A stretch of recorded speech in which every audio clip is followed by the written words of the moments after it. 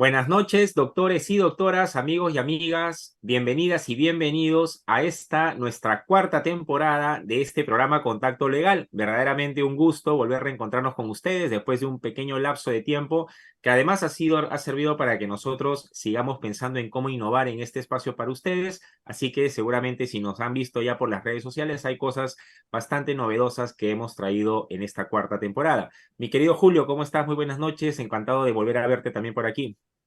Hola Cristian, ¿cómo estás? Muy buenas noches y buenas noches con todos, con todas los que nos siguen por las distintas plataformas de la Facultad de Derecho de la Universidad Continental y de la Universidad Continental. Gracias por seguirnos viendo en este inicio de la cuarta temporada. Nos parece increíble que empecemos ya un segundo año de programas. La universidad ha apoyado, como le comentaba a nuestro invitado, muchísimo en esta tarea. Es un programa que sigue creciendo y estamos felices de encontrarnos siempre con temas de actualidad y al lado de especialistas que nos van explicando el derrotero de cada uno de estos temas y hoy no hace la diferencia, Cristian. Así es, hoy día vamos a conversar sobre una de las problemáticas que quizá nos pueden tocar tarde o temprano a cualquiera de nosotros, que son estas medidas que dentro del contexto del nuevo Código Procesal Penal se pueden adoptar y que pueden terminar teniendo un impacto importante en derechos fundamentales, como son las medidas de intervención corporal, por ejemplo, o el control de identidad que puede llevar a cabo la policía. Y es una materia que quizá, como digo, nos puede tocar porque finalmente el día a día podría llevarnos a una situación de esta índole. Bien vale la pena precisar los contornos o alcances de estas facultades para estar advertidos de cuáles son los límites y consecuentemente también los caminos para eventualmente, si se diera el caso, evaluar y determinar presuntas responsabilidades si es que se hace ejercicio de manera arbitraria de estas acciones. Y efectivamente, para conversar pues, de esta problemática tan vigente y tan actual, tenemos, como bien decías, Julio, y no es la diferencia hoy, un invitado de primer nivel. Por favor, danos el honor. Así es, bueno, ya pueden ver en pantalla, y creo que no requiere mayor presentación, un abogado muy conocido, muy querido además por todos. Está con nosotros esta noche Juan Carlos Portugal Sánchez. Él es un orgulloso egresado de la Universidad San Martín y además docente, no solamente en esta casa de estudios, sino en varias otras. ¿Cómo estás, Juan Carlos? Buenas noches y muchísimas gracias por aceptar nuestra invitación y darte un tiempo, sé que estás muy ocupado. Permítanme tutearlos, Julio, Cristian, Por gracias favor. por la oportunidad. Me alegra saber que existe este tipo de programas y sobre todo que pese al transcurso de los años y pese a la lacónica pandemia, aún siguen vigentes. Eso nos da una lectura como profesores, como docentes, pero principalmente dice mucho del estudiantado de la Universidad Continental y de la academia vinculada a esa universidad, que es estoy interesado y por consecuencia mantén el contacto, mantén el programa y eso tiene una felicitación con nombre propio a ustedes dos en particular. Así que con muchísimo orgullo iniciemos este lindo diálogo. Muchas Oh, gracias. muchísimas gracias, gracias, Juan Carlos. Y claro, como bien dices, para iniciar y no perder tiempo y aprovechar al máximo tus conocimientos, primero podrías, por favor, explicarnos en qué consisten las medidas de intervención corporal, en qué casos, en todo caso, procede y cuál es el procedimiento que debe adoptarse para tal fin. Por supuesto, las medidas de intervención corporal forman parte de las denominadas búsquedas y medidas de restricción de derechos, que es un capítulo en donde el legislador ha establecido ciertos protocolos, ciertos requisitos de orden procesal y de orden constitucional con el propósito de construir ciertos actos de investigación a costa de la invasión a la privacidad, a costa de invasión al derecho a la integridad, incluso a costa de la invasión al derecho a la salud. De ahí que exista esta denominación que San Martín Castro, con bastante sabiduría, por ciento, lo ha definido como requisitos de orden protocolar. Esto es, no son cualquier tipo de requisitos, como citar a un investigado, como pedir una información a una entidad bancaria. Se tiene que establecer ciertos requisitos formales, requisitos de orden material y de no lesividad de orden constitucional al juez, principalmente en un porcentaje bastante importante, y otros casos con directa intervención del Ministerio Público. Entonces, en definitiva, son actos de investigación como el examen corporal del imputado, el registro de personas, el cacheo, la videovigilancia que requieren esas exigencias de orden formal y constitucional para condicionar la validez de ese acto de investigación y no afectar derechos fundamentales en medidas mucho más drásticas, ¿no? E Claro, incluso tiene que ver con lo proporcional, con lo gradual, Ok, digamos, ¿correcto? Como iremos correcto. desarrollando. Y esas son justamente las exigencias de orden, no solamente estructural, esto es, los requisitos, con autorización judicial, la pena que supere los 4 años respecto al delito, sino principalmente, y es el principal énfasis y la principal preocupación que ha tenido el legislador en establecer requisitos de orden constitucional. Si uno analiza el artículo 208, titulado Pesquisas, el artículo 210, titulado Registro de Personas, o la más invasiva de todas, que es el artículo 211, vamos a encontrar que un porcentaje importante está vinculado, digamos, tras bambalinas, encubierto subrepticiamente a un examen de proporcionalidad al momento de la intervención. Es por eso que este capítulo se te determina búsqueda y restricción, porque restringe derechos fundamentales. Y permíteme terminar esta parte con esta reflexión. Son estos actos de investigación los que principalmente generan un uso, pero además un abuso por parte de la autoridad policial, por parte de la autoridad fiscal. No cumplen esos protocolos constitucionales y generan que las defensas acudan en tutela de derechos para excluir ese acto de investigación por ilegal, porque afrenta una norma de rango procesal, o como no, los excluyen por ser prohibidos, porque afectan una norma de rango constitucional. Entonces, mientras mayor el rigor en el protocolo de cautela a un derecho constitucional, tanto mayor el control de severidad judicial para su cumplimiento. De acuerdo. Ahora, en esta línea, mi querido Juan Carlos, si tuviéramos que poner de manifiesto para los amigos y amigas que nos siguen, que no necesariamente son abogadas o abogados, concretamente en el caso de estas medidas de intervención corporal que están entre las más invasivas, digámoslo así, ¿qué derechos fundamentales crees tú que son los que están principalmente expuestos? Porque a veces uno, por ejemplo, revisa casos y uno dice una medida de intervención corporal puede ser extraer la muestra de ADN de una persona presuntamente responsable, eventualmente en alguna conducta delictiva en el marco de una investigación, pero claro, dar una muestra de ADN puede ser algo que para algunos dirán, no es invasiva en la integridad personal porque lo puedes hacer desde un cabello, pero estás revelando información sobre la cual en principio tienes derecho a guardar reserva, porque no es que nosotros tengamos la obligación de andar repartiendo muestras de ADN por doquier. Entonces, en ese sentido, si tuvieras que poner de manifiesto la contrapartida de estas medidas, que son los derechos, como muy bien has señalado, concretamente en el caso de las medidas de intervención corporal, ¿cuáles serían los derechos que, además por tu experiencia, tú has visto que son los principalmente expuestos y que habría que tener esa cautela que bien has mencionado? Diferenciamos, en primer lugar,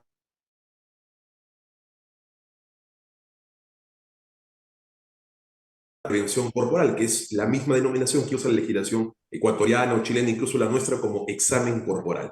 Uno está en el 210 del Código Procesal Penal, registro de personas, y el otro está en el 211.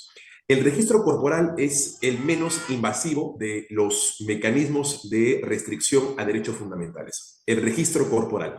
El registro corporal, si bien afectan derechos fundamentales, no requieren autorización judicial previa para su concreción.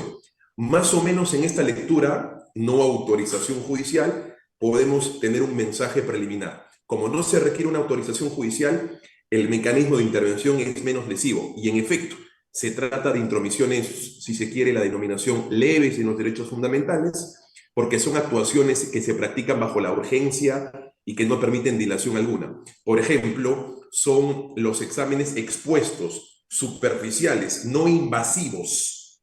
Bien, no invasivos en zonas púberes, en zonas mucho más íntimas, como si, por ejemplo, la intervención corporal, o también llamado el examen corporal. En el registro corporal simplemente es una suerte de tocamiento externo en donde se evita mayor invasión a zonas íntimas, como por ejemplo exploraciones en zonas vaginales o en zonas rectales, sino que estas básicamente son pedagógicas, como nos sostiene Prado, en el sentido de que son expuestas, superficiales, y en ese sentido no son invasivas. Mientras que el examen corporal sí, y ahí encontramos una diferencia, no solamente en el artículo, que es 211, sino que aquí expresamente en el numeral 1, dice el legislador que el juez de la investigación preparatoria, a solicitud del fiscal, puede ordenar. Puede dentro del margen del concepto de discreción. Cuando el legislador sabiamente utiliza la palabra puede, es que en esa posibilidad, no mandatoria, sino discrecional, el juez tiene que analizar justamente la estructura proporcional de la necesidad o búsqueda de otras alternativas menos lesivas. Entonces ahí encontramos una segunda diferencia. En la autorización judicial como consecuencia de una solicitud del Ministerio Público. Y es que la autorización judicial acá se revela de una mayor importancia porque aquí sí hay una invasión corpórea Claro, natural a la actividad de la investigación. Por ejemplo, registros anales, registros vaginales, extracción de fluidos del cuerpo humano como análisis de sangre o de orina, o la denominada punción lumbar, realización de exámenes radiológicos, entre otros, que claramente denotan una invasión mucho más intromisiva al derecho a la integridad, en respuesta a tu pregunta, en derecho a la salud y, cómo no, en situaciones muy extremas, también el derecho a la vida, pero también el derecho a la no autoincriminación. Como tú sostienes, toma, te entrego la prueba fiscal. Soy verdugo de mi propio caso. Entonces ahí también hay que hacer un análisis de reflexión constitucional de cara a una medida restrictiva. ¿Es autoincriminatoria? ¿No es autoincriminatoria? Y es que la proporcionalidad en la medida resuelve el tema. Si no hay otras medidas igualmente satisfactorias y menos lesivas, lo es. Si no, no. De acuerdo, por perfecto. ejemplo, entre este tipo de intervenciones corporales está el muy conocido examen de alcoholemia, ¿correcto? ¿Cómo debe realizarse adecuadamente para saber si este es válido o es inválido? A ver, el examen de alcoholemia se da principalmente en los delitos de probática en donde hay una aparente, el estándar de sospecha es absolutamente relajado y hay que ser significativamente estratégicos en esta denominación. No es un estándar de certeza, es la estructura probatoria por la que pasa una sentencia a nivel judicial en juicio oral. No es un estándar de sospecha fuerte para una prisión preventiva o sospecha suficiente para una acusación. Es, en mi perspectiva de la evolución de las sospechas, es la sospecha más mínima, relajada. La sola apariencia, dos personas que están lesionándose, hay la apariencia por las condiciones físicas y por las condiciones corpóreas de que ha bebido o ingerido alguna bebida alcohólica. Intervengo un vehículo que está yendo a una velocidad extrema o pasa luz roja, es razonable prever de que es una persona o zigzaguea en el camino, es razonable prever de la existencia de que esta persona se encuentra con alcohol en la sangre. Entonces ahí la intervención tiene que ser sin autorización judicial. No se requiere la autorización judicial, sino hechos significativos de la comisión de un delito. Es perfectamente posible de que la persona pueda negarse, en efecto, a ser sometida a un examen de alcoholemia. Pero ahí ya nuestro Tribunal Constitucional y principalmente nuestra Corte Suprema de Justicia ha resuelto. El análisis de aspiración de aire lesiona en una medida extrema el derecho fundamental a la intimidad, a la integridad. La respuesta es no. No es invasiva, es una intromisión externa no invasiva, porque simplemente, en palabras sencillas, la persona sopla. Y al momento de hacer ese ejercicio de soplo, no hay ninguna reacción de la intromisión estatal al cuerpo o organismo humano. Por consecuencia, al no ser una medida intromisiva de manera extrema y al no existir otras alternativas menos lesivas, no se puede utilizar la cautela de la no autoincriminación como una justificación para su no realización. Ahora, en el caso de del tema de la Gracias. alcoholemia, por ejemplo, para que quede claro, las denominadas batidas que vemos en el día a día, o por lo menos los fines de semana con más frecuencia, justamente haciendo referencia a este elemento de sospecha que tú mencionabas, porque normalmente, digamos que un ejercicio de racionalidad práctica nos permite suponer que durante la semana es menos probable que la gente consuma alcohol, cosa que sí más bien se acentúa fin de semana y por eso las batidas suelen ser justamente fin de semana. Ahora, el hecho de que sea fin de semana y que sea a cierta hora de la noche, ya de por sí puede significar posible o presunta prevención de un delito y por lo tanto son estas batidas, de acuerdo con lo que nos acabas de explicar, válidas. Y consecuentemente que a mí me digan, oríllese y sople aquí, es una práctica que hace la policía y que estaría validada legalmente, digamos, soportada legalmente. Porque la intromisión es leve. Mientras más, y permítame hacer esta reflexión analógica, mientras más extrema sea una intromisión, la autorización judicial como requisito previo y la solicitud del Ministerio Público por el nivel de invasión al derecho fundamental. Mutatis mutandi, en sentido contrario. Mientras menos invasiva sea la intromisión, no se requiere autorización judicial, puede actuarse sin intervención de la defensa técnica y con intervención policial al encontrarse en flagrancia. En respuesta a tu pregunta, ahí, por ejemplo, podemos ubicar dos medidas. ya no solamente el examen corporal, sino también el denominado control de identidad, que es una figura que perfectamente puede coincidir copulativamente o contextualmente en un Permíteme un incidente como segundito, el que Juan tú Carlitos, mencionas. perdóname, Juan Carlitos, amigo querido. Antes de pasar a control de identidad, solamente que tenía una pregunta que me gustaría para dejar por un ratito intervención corporal y de ahí concentrarnos en control de identidad. Si me permite, porque sé que Por que supuesto. pueden presentarse de manera conjunta, sino para que el público un poquito separe las cosas sin perjuicio de que puedan relacionarse. Tú hacías referencia a que hay pronunciamientos de la Corte Suprema, del Tribunal Constitucional.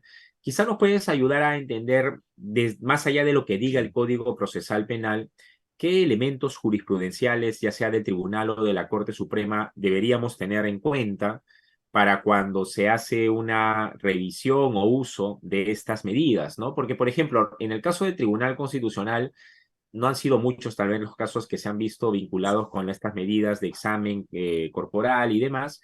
Yo recuerdo un caso que era el caso Julio Flores Llerena, en el que el tribunal hace un test de proporcionalidad justamente en el marco de un habeas corpus para evaluar si es que estaba permitido, o sea, si se iba a considerar válido en términos constitucionales que esta persona que estaba investigada en el marco de un delito de violación sexual que se le pueda extraer una muestra de ADN para contrastarla con la muestra que se tenía en la víctima y así eventualmente confirmar, digamos, más todavía su posible responsabilidad penal. Pero el habeas corpus del que resuelve el tribunal, por lo menos en mi opinión, quizá Julio puede pensar diferente también, el análisis del test de proporcionalidad del tribunal de verdad es como, Ahora y sí yo lo te utilizo escucho. en mis clases, más bien como el ejemplo de cómo no se debe hacer un test de proporcionalidad y Sí, juicio de sí, sí. ponderación. Entonces, no es de mucha ayuda en realidad. Entonces, tú nos puedes ayudar a quizá a complementar esto que bien nos has explicado según la normativa procesal penal, qué elementos jurisprudenciales de la Suprema, del Tribunal Constitucional quizá podríamos y que no tenemos a la vista deberíamos tener en cuenta. Sí, por supuesto. Esa sentencia es bastante interesante porque dentro de toda la reflexión que se hace del análisis de proporcionalidad de las existentes, digamos que es la más académicamente decente de cara a un análisis de proporcionalidad. ¿No es así? Es la sentencia, me parece, 815-2007, habeas corpus TC, y en donde el Tribunal Constitucional resuelve que la intervención corporal de toma de muestras, en efecto de ADN, resultan constitucionales en el marco de un análisis de proporcionalidad si lo que se pretende, me parece, optimizar o privilegiar es el interés público en la investigación y dada la mínima lesividad. Sin embargo, hay muchísimas decisiones de nuestra Suprema Corte que resultan siendo más íntegras porque la Suprema Corte analiza no solamente requisitos de orden constitucional, proporcionalidad en la medida, sino requisitos de orden procesal y de orden material. Y eso es fundamental porque la reflexión es mucho más rica que únicamente reducirlo a un análisis de proporcionalidad, que como no, resulta siendo determinante en una decisión.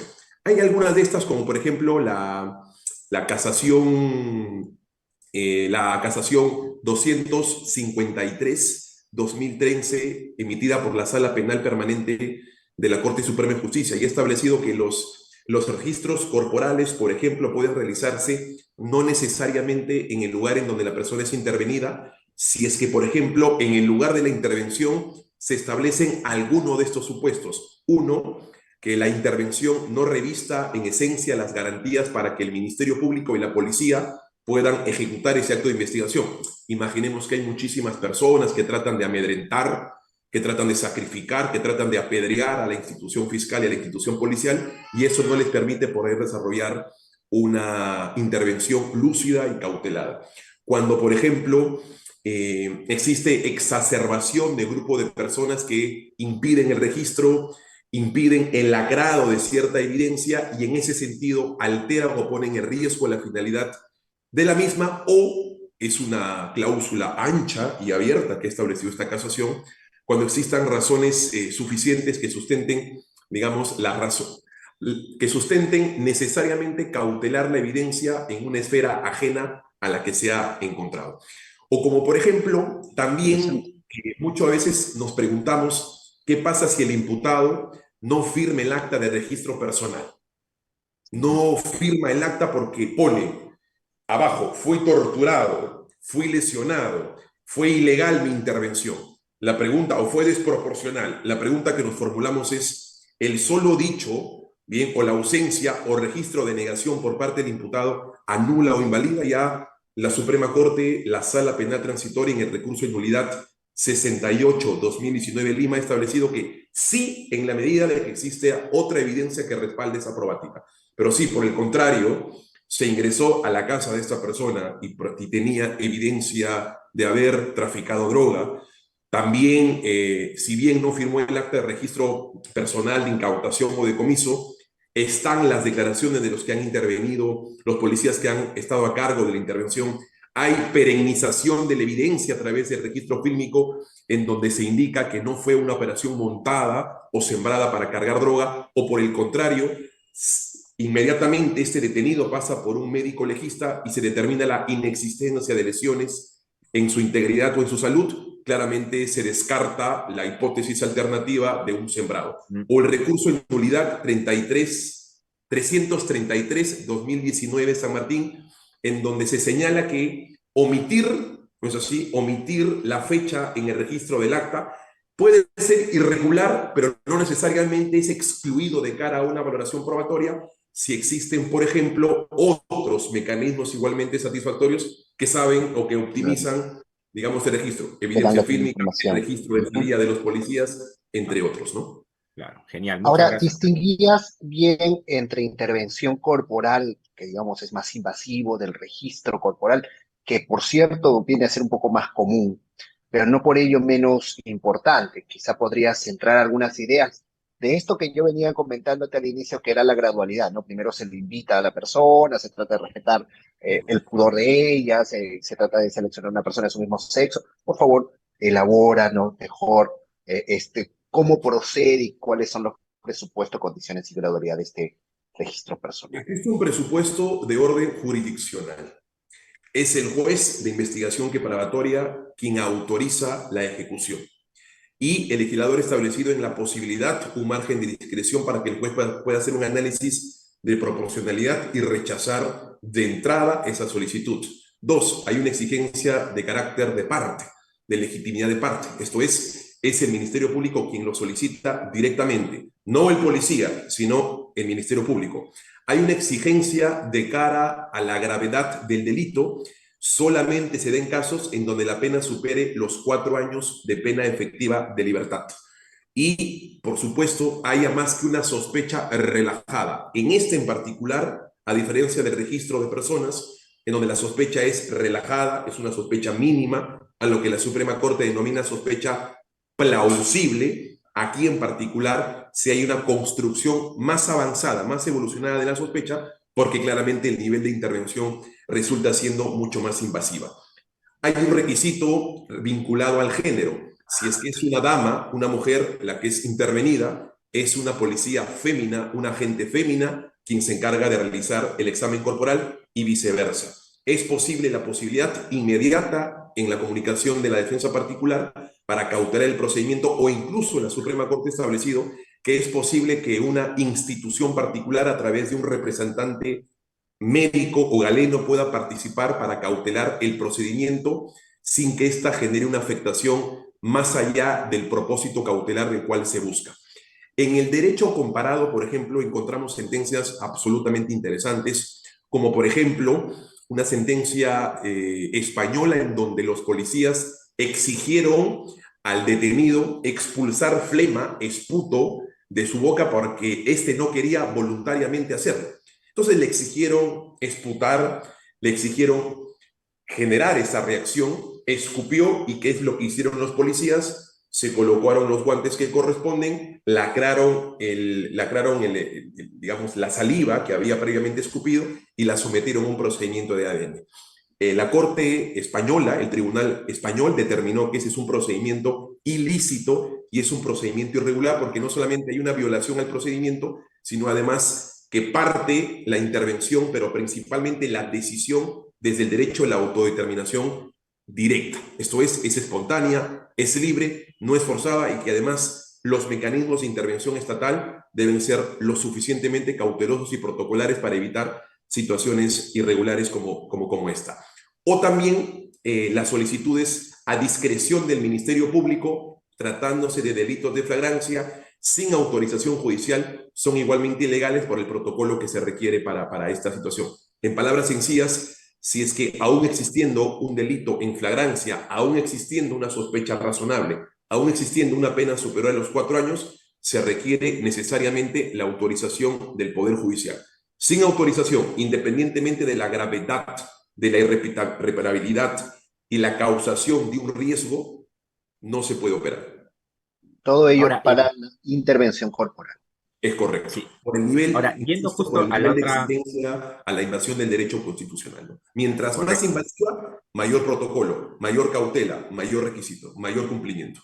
Ahora, en ese sentido de mayor cautela, mayores requisitos, una mayor carga argumentativa también de parte de la autoridad judicial cuando la concede o no, en el caso del control de identidad policial, digámoslo, o llamémoslo así, quizá nos ayudas a entender qué cosa es, porque mira, tú eres profesor, Julio es profesor, y alumnos y alumnas, incluso del pregrado, nos preguntan, ¿qué tan válido es que en la calle venga un policía y me diga, señor, muéstrame su DNI? ¿No? Y piensan o preguntan naturalmente si es que no tener el DNI podría conducir, significar que terminen en una comisaría.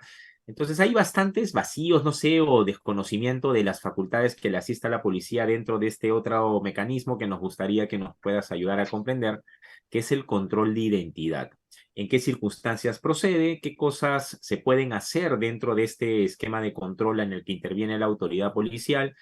Y claro, ¿cuál sería el procedimiento? Quizá como en los otros escenarios que tú bien planteabas, de que como el grado de intervención quizá no sea tan intenso, no hay necesariamente intervención judicial que la tenga que autorizar. Entonces, quizá nos puedes ayudar a entender ahora la otra figura que también es bastante frecuente, además, y habría que estar advertidos de cómo funciona, que es el control de identidad. Sí, y permite una reflexión respecto al asunto anterior muy puntual. Ujú. Por Y es favor. que las resoluciones que otorga el juez en la intervención corporal son resoluciones, estimados amigos y amigas que nos escuchan, son resoluciones sin inmediación, sin contradicción, sin oralidad. Es a lo que Tarufo manifestado como la audiencia intuito personal, ¿no? O sea, es el propio juez que le crea a una de las partes, le crea al fiscal. Es como la detención judicial preventiva. Es una audiencia sin inmediación, sin contradicción. Entonces, mientras más se relajan las garantías de orden constitucional, tanto mayor el rigor de motivación por parte de la autoridad judicial. Porque cuando el juez yace de fiscal, solo Dios yace de la defensa.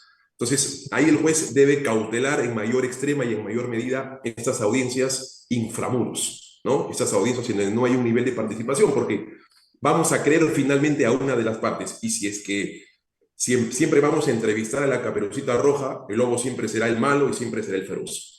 En respuesta a tu pregunta del control, permítame hacer esa analogía No, porque no, no, por es favor, por importante Ah, que está los muy bien. estudiantes sepan que nos invaden los derechos fundamentales y que si un juez va a permitir, bien, que me extraigan droga del organismo, incluso estando embarazada, es fundamentalmente importante un canon de mayor motivación argumentativa, una dosis de mayor motivación argumentativa que cautele, que no sea una decisión arbitraria, sino por el contrario constitucional. Y es importante estos ejemplos para que el suelo esté parejo en la lectura de la docencia, ¿no? Muy buena pregunta, porque hasta nosotros nos preguntamos qué es lo que ocurre, ¿no? Imaginemos que salimos de un partido, bueno, soy hincha de Alianza Lima, salgo enfurecido porque hemos perdido un Además, eres partido, un algo, asiduo hincha de Alianza Lima, mi querido Juan Carlos, quienes somos tu amigo y tus amigos y te seguimos. No tengo la menor duda de eso. o salgo acalorado producto de una victoria y tengo pues una intuición, que es un sesgo cognitivo probatorio, el policía tiene la intuición de que yo voy a hurtar, de que yo tengo propósitos de dañar o lesionar a las personas. Entonces, esa intuición está vedada, Ujú. está recontravedada. No se puede hacer uso de la intuición, de la percepción sin seguimiento, de la intuición sin inteligencia, de la intuición sin probática para poder pedir el DNI de una persona. Y es que en efecto nuestro legislador ha sido el principal responsable de esta poca reflexión hacia lo que uno 205 y no va a entender en el número 1 dice que el policía en el marco de sus funciones sin necesidad de un orden fiscal o judicial puede requerir la identificación de cualquier persona sin que exista un delito, para prevenir un delito. Mientras que el numeral tercero dice que el intervenido pueda estar vinculado a la comisión del delito, pero en la redacción del numeral 1 y el numeral 3 realmente no encontramos absolutamente ninguna diferencia. Lo que sí debemos nosotros, si en algún momento, alumno, ciudadano que nos oye, somos intervenidos por intuición, nosotros tenemos la obligación de decirle in situ al policía cuál es su nombre, cuál es tu cargo, cuál es tu galón, eres mayor, eres coronel, eres suboficial, cuál es tu cargo, de qué dependencia provienes y exprésame en este momento, verbal o por escrito, la razón de la intervención. La única forma en la que podamos nosotros revelar la existencia de un arbitrio o por el contrario, un sustento con mínima probática, el numeral 1 lo dice, con probabilidad probatoria cuando menos mínima, es exigirle un acta a esa persona. Es más, nosotros podemos permitir, Joaquín, Cristian, Julio, grabe en este momento la intervención para que ustedes puedan saber in situ como testigo de facto de que el policía no me va a llevar a la comisaría sin una razón. De tal suerte que esa evidencia la podemos utilizar contra el policía no solamente para irnos antes de las 4 horas, sino para denunciarlos por abuso de autoridad o, como no, una denuncia administrativa, disciplinaria, ante inspectoría. Claro, Ahora, digamos en el solamente caso, perdóname, solamente, Julio, solamente quiero agregar un pequeño dato que me llama mucho la atención. Supongamos que se da en cualquiera de estas razones y no tengo el DNI a la mano. Y lo digo porque ahora estamos en un mundo tan digital que sinceramente que estar Acá está. cargando Mi claro, por eso. SOAT está acá. A eso es a lo que iba. Este tema de no tienes DNI, pero hay un registro en realidad digital de todas y todos, el propio RENIE que está digitalizado, y se supone que la autoridad policial tiene estos mecanismos de tecnología, producto de los cuales, si yo no tengo el DNI físico a la mano, también podría tranquilamente ejercer control de identidad. El detalle es que, ¿qué pasa si es que el policía no tiene este dispositivo y yo no tengo DNI? Y lo pregunto porque hiciste mención al tema de las 4 horas. ¿Eso habilita desde ya al policía a llevarte 4 horas a la comisaría para efectos de identificación? ¿Cómo funciona este tema de las 4 horas? Porque es Permíteme, cierto, tú lo anticipabas que puede ser utilizado arbitrariamente o hasta algún tema como de amedrentamiento contra la persona, y esto hay que también aclararlo, ¿no? permíteme graficártelo con un ejemplo. Yo estaba en Barranco hace más o menos 5 años atrás. Bien. El amigo, paisano mío, ayacuchano de una amiga, nos acompañó en la fiesta. Él tenía 19 años. Estaba bastante tomado. Sale y claramente la pita se rompe por el lado más débil. La policía va hacia el muchacho. Le dice, tu DNI. No llevaba DNI. Y me acerqué y le dije, soy Juan Carlos Portugal, su amigo, pero además su abogado. No puedes llevar la norma el rigor a hacer un análisis de otras alternativas menos invasivas, en mi perspectiva, de llevarte a una comisaría. Porque a la comisaría se lleva un detenido con sospecha, no simplemente una intuición que te hace sospechoso. No tiene DNI, perfecto. Espéranos un minuto. ¿Tienes forma de comunicarte? ¿Tienes habilitada la ficha RNIC para determinar si es que esta persona está requisitoriada o no? Porque en efecto, una de las fórmulas para determinar si un sospechoso está vinculado a un delito o podría estar vinculado a otro es la existencia de una requisitoria, para que nos entiendan de una forma más cristiana, de que esta persona tiene orden de captura anteriormente y que justamente a través de la intervención, porque no quiere entregar el DNI, quiere evitar o sustraer su captura. Eso habilita en la autoridad policial el poder conducirnos legítimamente. Sin embargo, en esa intervención también se puede optar por los mecanismos menos lesivos, que el policía puede llamar a la dependencia policial y la dependencia policial pueda darle el registro a través de la comunicación si esta persona es ciudadano peruano, tiene DNI, es mayor de edad o no es menor de edad, porque puede conducirlo, luego a los padres de familia se ha bebido, lo puede llevar a la dependencia policial, y si es que tiene algún tipo de requisitoria o no. Logré que se haga eso. Inmediatamente tuve un policía tolerante, tuve un policía democrático, nos sentamos, esperamos 15 minutos y en efecto, no se logró llevar a la persona a la comisaría porque además llamamos al papá y le dijimos que tome foto al DNI, nos envió por WhatsApp y se lo enseñamos al policía. El policía comprobó la existencia de un ciudadano mayor de edad, comunicó a RENIEC y no tenía requisitorio. En el supuesto hipotético de que el policía, porque estamos en Perusalén y en nuestro país todo puede pasar, no tiene un margen informático importante y sincero. Todos en la comisaría están descansando, están en Nochebuena. No tenemos forma de comunicarnos con los padres. En ese escenario, al no existir otros mecanismos que el propio sospechoso pueda aportar, el policía, amén a la norma, en efecto, le permite llevar a la comisaría más cercana, hasta un espacio de 4 horas. Si es que no es hasta en las 4 horas te libero, puede ser 10 minutos de ingresado a la comisaría, se apertura el procedimiento informático, se revela que no hay ningún tipo de requisitoria y por tanto la sospecha fue simplemente intuitiva, no fue racional, se libera de forma inmediata. Ahora, nos comentabas que había una similitud entre el inciso 1 y el inciso 3 del 205, pero me parecería, perdóname, que en el caso Rojas Marín ha habido un poco esta disquisición que la hace la Corte, si la puntualiza, quizá no la compartes y por eso que ahí te hago, digamos, la repregunta.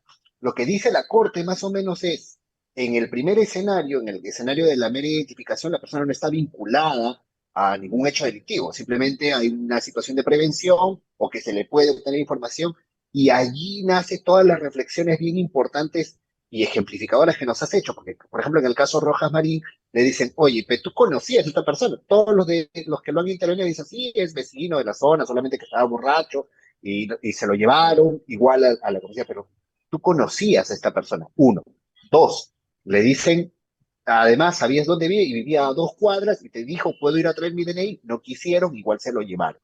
Pero en el tercer escenario, y ahí es donde hace la disquisición, quizá no la compartes y por eso voy a la repregunta, en el tercer escenario dice, además no estaba vinculado de ningún modo a un hecho delictivo, por lo cual no había razón para trasladarlo a una comisaría. Entonces, digamos, yo no tengo mi DNI, no tengo forma de comprobar, pero como no estoy vinculado a ningún hecho, solamente es una situación de prevención, yo creería que no me pueden igual llevar a la comisaría en lo técnico jurídico estricto o igual por un tema de prevención, por un tema de solamente obtención de información, podría llevarme. Ambas reflexiones, por favor, te replanteo. Si compartes este tema de la disquisición que hace la Corte en el caso Rojas Marín, Azul Rojas, y segundo, si es que hay una importante lectura del artículo 1 o del inciso 1 y 2 pese a que no tengo el DNI, no me pueden identificar, como no hay ninguna vinculación con un hecho delictivo, no podría ser trasladado. Claro, es que el gran detalle es determinar cómo no estoy vinculado a un evento delictivo, si es que no porto DNI y si es que no tengo los mecanismos informáticos como RENIEC para despejar esa duda. La única alternativa sería llevar a la persona a la dependencia policial y finalmente conducimos al mismo propósito. Yo estoy totalmente en desacuerdo porque la instancia judicial no hace un análisis de estos conceptos. Dice, resulta necesario para prevenir un delito en el numeral 1, mientras que en el numeral 3 dice pueda estar vinculado a la comisión de un delito. En buena cuenta lo que se esconde tras bambalinas es hay sospechoso.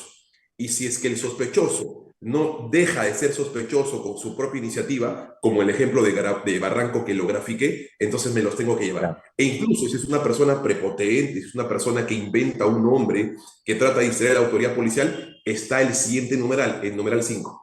Mientras menos prepotente, vamos o te espero, o vamos. Mientras más prepotente, te puedo grabar, te puedo filmar. Y ahí ingresa ya el leviatán estatal en su máxima expresión. No solamente te llevo, sino te tomo foto. Y como es un común denominador en los policías, esa foto al día siguiente sale en las imágenes de los principales periódicos del país. Absolutamente. Muchas gracias. Bueno, mi querido Juan Carlos, la verdad que el tiempo nos queda corto. Sé que tienes un compromiso puntualmente a las 8 y tenemos que ser así de agradecidos contigo por el generoso tiempo que nos has brindado en esta entrevista, también respetuosos de tu agenda. Yo me quedo con algunas ideas que creo que son claves para nuestro público y amigos y amigas que siempre nos siguen, porque siempre tratamos de aterrizar como muy bien lo has hecho y hay que agradecer esa facilidad de transmitirlo difícil en fácil porque hay un entramado normativo, jurisprudencial, que a veces se hace muy complejo de poder comprender y sintetizar y lo has hecho brillantemente. Yo me quedaría con, en primer lugar, la reflexión relativa al tema de las medidas que van a incidir en nuestros derechos fundamentales, como son las dos que hemos analizado, tanto el tema de intervención corporal y el examen corporal, que puede ser más intenso todavía, y el control de identidad, que como quiera que están derechos fundamentales de por medio, primero tengamos no digo valentía, sino sintámonos con la autoridad, así también nosotros como la propia autoridad pública, de plantarnos y exigir la defensa de nuestros derechos. Estas medidas que tú bien señalabas, que se identifique la autoridad según corresponda, que sea un escrutinio verdaderamente escrupuloso dentro del alcance de la actividad o registro que se está realizando y que no vaya más allá. Si es que va a ser así, se requiere intervención fiscal y consecuente judicial. Creo que eso es lo primero. Y lo segundo es que finalmente hay una serie de medidas de tecnología que poco a poco pueden ser implementadas para que la autoridad policial cumpla su obligación, porque aquí finalmente no estamos tampoco para satanizar la labor que realiza la institución policial, por el contrario, agradecidos cuando se trata precisamente de un ejercicio razonable de estas atribuciones, pero afortunadamente la tecnología ayudará a que también esta autoridad policial tenga más recursos para hacer mejor ese trabajo sin que nos signifique a nosotros también afectarnos en cierta medida nuestros derechos. Por esa parte me quedo contento de haberte tenido, Juan Carlos, que no sea la única ocasión. Adelante, mi querido Julio, con tus ideas fuerza Sí, y luego lo dejamos a Juan Carlos para que se despida de nuestro público. algo muy pequeño porque sé que Juan Carlos está contra el tiempo. Yo quisiera en esta oportunidad invertir la reflexión y poner la carga sobre el Ministerio del Interior, sobre la Policía Nacional, que requiere aún más capacitación, más fortaleza para entender cuál es el procedimiento, la gradualidad y la proporcionalidad que hay detrás de estas medidas y contar en efecto con las herramientas tecnológicas para que el ciudadano pueda desarrollarse en libertad lo más posible, ¿no? Es creo que responsabilidad del Estado cuando quiere llevar adelante una pesquisa que los elementos policiales estén debidamente preparados. Juan Carlos, te agradezco infinitamente por habernos atendido, por habernos ayudado a desarrollar este tema complejo a veces, pero que lo has desarrollado sumamente bien. Muchas gracias. Permíteme unas reflexiones finales. A ver, muchas. Fíjese que en Colombia y en Chile, los jueces que desean serlo o que se renuevan para ser jueces van a las cárceles a ser capacitados excepcionalmente, para que sepan el nivel de sus decisiones en una persona, para que sepan que la certeza no es solamente una palabra, no es un concepto, no es romántica, sino que la certeza determina que un ser humano esté sacrificado. Y fíjate que son los menos los países donde a partir de estas reflexiones de llevar a los jueces a prisión, allí en donde tú posiblemente no sepas detrás de un cómodo y confortable escritorio, las prisiones preventivas se han reducido sustancialmente y las condenas se han reducido sustancialmente. Primer ejemplo. Mientras en las escuelas de comunicación se enseñen cursos de derecho penal y de libertades comunicativas, habrá un periodista menos tras las rejas. Mientras en el Ministerio del Interior se haga docencia procesal, docencia constitucional, particularmente en algunos tópicos como en la búsqueda y restricción de derechos, que insisto, a diferencia de cualquier acto de investigación, estos son actos de investigación constitucionales, procesales y protocolares. Tienen una triada de exigencia que su incumplimiento acarrea una exclusión por prueba irregular o prueba prohibida. Y son esos actos de investigación los que a veces nos dan la principal probática. Tiempo que pasa, verdad que huye. ¿Qué mejor obtener la evidencia en los primeros minutos del partido y no obtenerla en el minuto suplementario? Bueno, si lo vamos a obtener, juguemos un buen partido. Hagamos docencia con las autoridades policiales para evitar que sus actos irregulares generen finalmente impunidad en el futuro. Así que la reflexión también va hacia hacer docencia, principalmente en estos actos de investigación en donde a veces las reflexiones o las intervenciones, disculpen la expresión, son muy simplonas, muy sencillas, cuando se exige una mayor dosis de intelecto. Y quiero finalmente mandar un saludo a mis alumnos de la Facultad de Derecho, a mis alumnos de la Facultad de Universidad Continental, fui también profesor, que me están escribiendo, y en particular a dos hijos académicos que así los he apoyado, a Rodrigo Castillo y a Yasmín Tocto, que también están presentes en esta intervención. Muchísimas gracias, amo la academia y cada vez que me convoquen siempre habrá un sí como respuesta de parte mía. Gracias, Cristian. Gracias, Gracias, Juan Julio. Carlos. No, gracias a ti más bien, doctoras y doctores. Así concluimos este primer episodio de esta cuarta temporada. Hemos empezado verdaderamente con un invitado de lujo, así que la valla está alta y trataremos de mantenerlo de aquí en adelante. Muchas gracias, Juan Carlos. Mi querido Julio, nos despedimos. Muchas gracias, Juan Carlos, una vez más. Nos despedimos de todos, de todas. Que tengan un buen fin de semana o el